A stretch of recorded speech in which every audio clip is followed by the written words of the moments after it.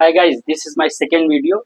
And एक बात ये हो गई है कि एक कपल आया था घूमने के लिए हनीमून पर और उनकी कुछ private videos and photos leak हो गई हैं। तो वो पानी में नहाने गए और मोबाइल खराब हो गया। उनकी सबसे बड़ी गलती ये हो गई कि उन्होंने यही लोकल टेक्नीशियन को मोबाइल दे दिया।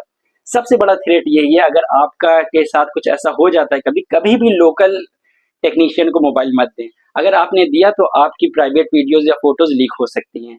दूसरी बात ये है कि अगर इंडिया में भी आप हैं और कभी भी आप कोई भी थर्ड पार्टी एप्लीकेशन डाउनलोड मत करें या किसी भी लिंक पर क्लिक मत करें।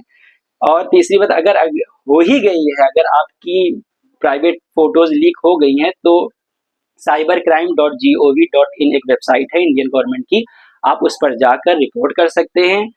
और एक और है NCII.gov.in, उस पर भी जाकर आप रिपोर्ट कर सकते हैं। तो वो आपकी एक ऑनलाइन एफआईआर इनिशिएट कर देगा और इंडियन गवर्नमेंट की तरफ से आपका एक रिप्रेजेंटेटिव जहां जहां पर भी अपलोड है वो फोटोज आपकी उसको हटाने के लिए इंक्वायरी इरेज कर देगा।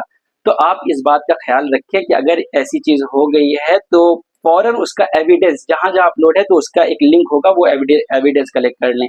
क्योंकि जैसे ही ऑनलाइन एफआईआर होगी वो एविडेंस मांगेगा, तो आपको वो चीजें अपलोड करनी पड़ेंगी।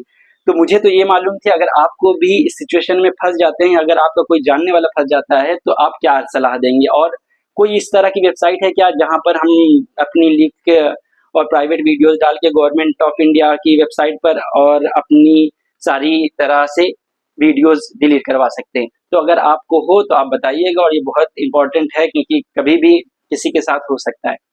और मेरा रिकमेंडेशन ये है, अगर आप बहुत फोटोजेनिक हैं और ये आप चाहते ही हैं तो आप एक प्राइवेट मोबाइल ले लें। वैसे रिकमेंडेशन तो यही है कि इससे दूर रहें तो ज़्यादा अच्छा है।